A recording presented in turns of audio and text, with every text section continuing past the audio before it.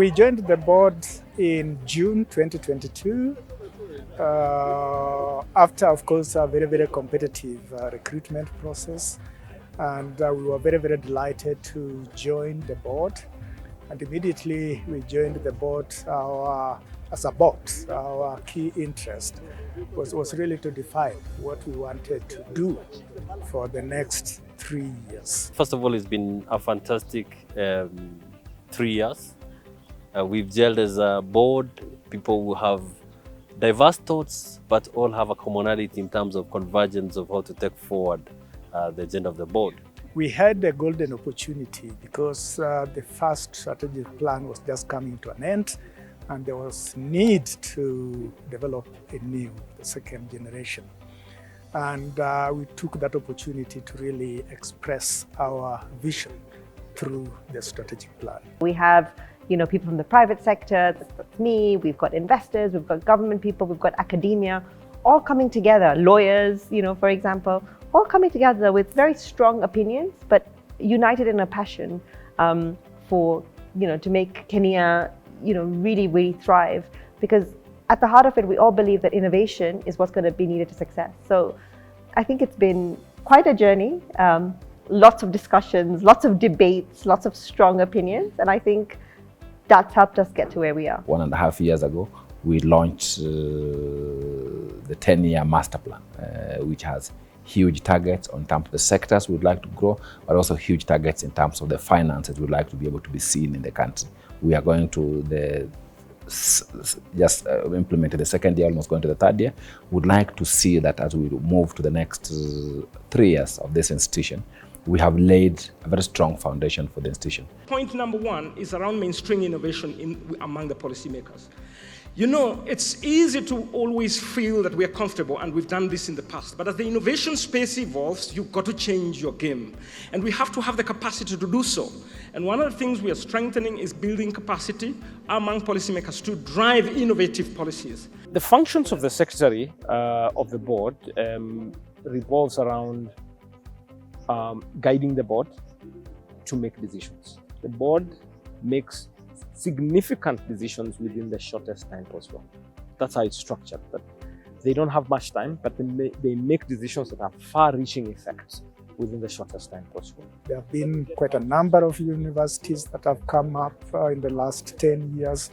And more importantly, these universities have been generating innovations and new research findings.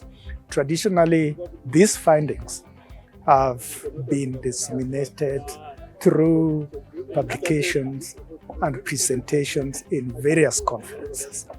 We said we needed to change that.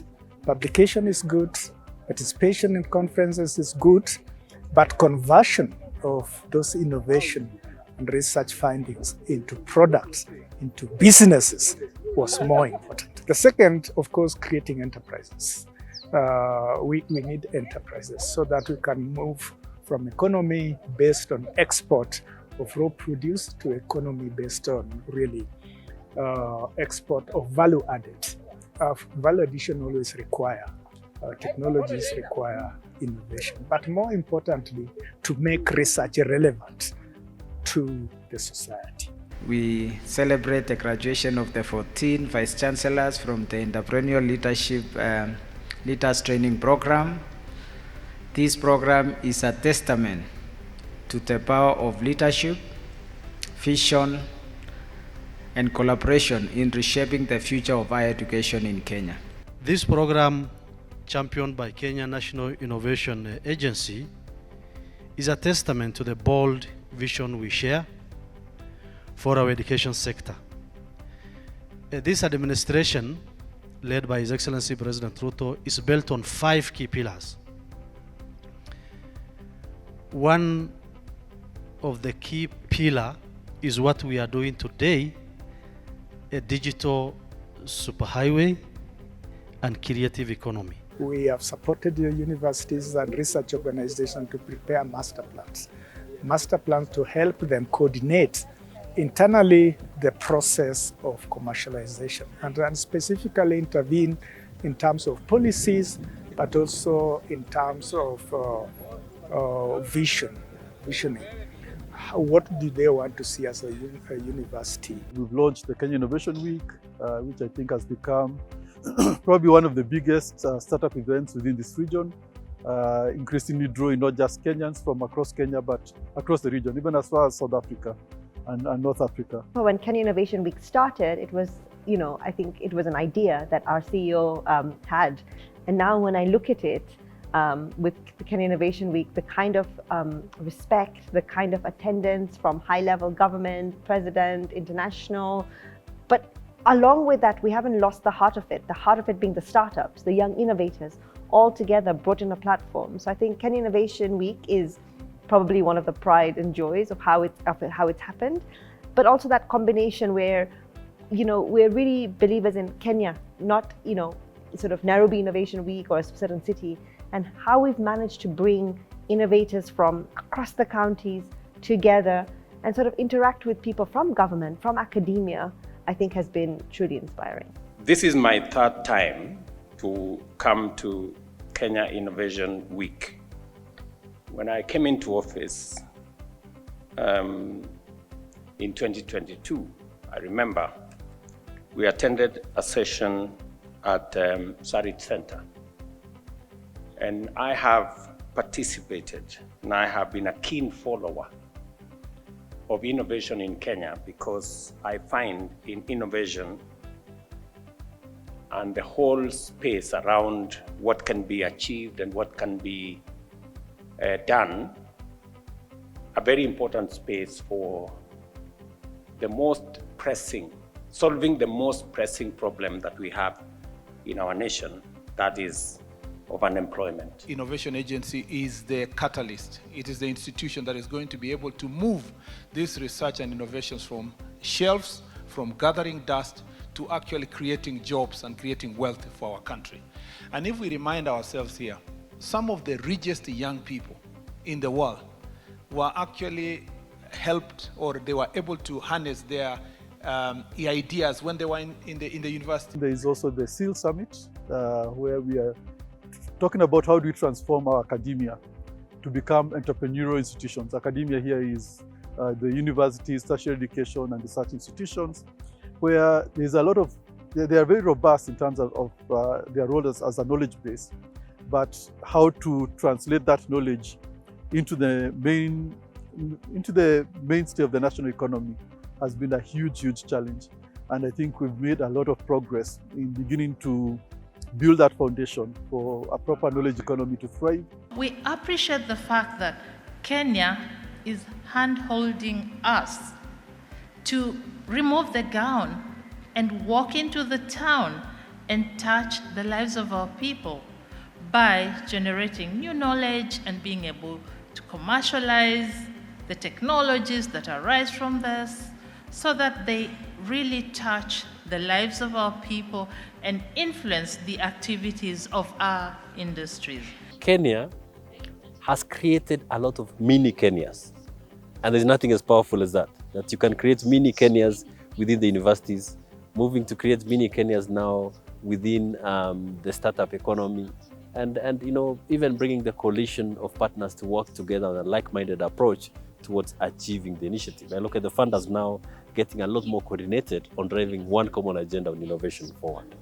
The startup bill, which passed by Senate, Bill number 14 of 2022, provides a structural legal framework defining startup accelerators and incubators, and introduces crucial physical and non-physical incentives such as tax reliefs, grants, and access to government procurement opportunities. We want to set up innovation clubs in universities, for example, to enable conversations to happen and activities to happen at institutional level without waiting for us. So we are designing a framework for innovation clubs in institutions, whether TVETs, universities, and so on and so forth, so that then students run student-led innovation initiatives and programs, and then we connect with the outputs at a national level. Chase your dreams. It is important that you protect yourself from others free riding off your efforts and your ideas. So getting IP protection can and should be your shield. To help businesses know and identify their IP assets, we offer a WIPO's free IP diagnostics tool. And over 50,000 SMEs from around the world have used it, and it has even been translated into Swahili. Our Global Innovation Index shows that 19 economies that outperform their development level are mostly from sub-Saharan Africa and Southeast Asia.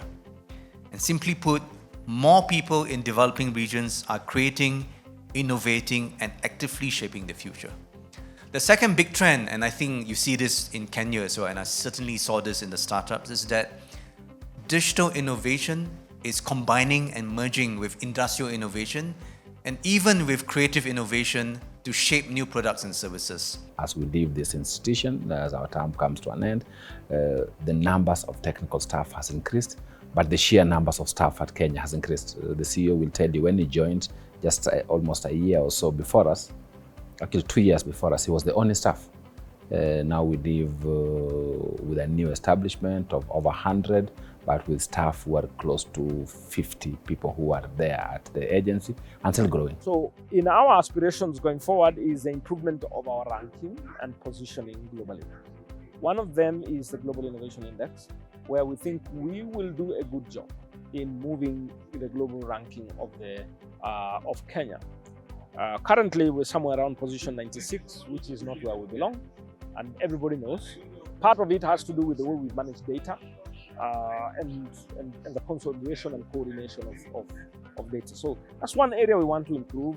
Another area is around the global startup ranking as a preferred destination for startups and a preferred destination for investors because they can find startups, they can find pipeline, and so on and so forth.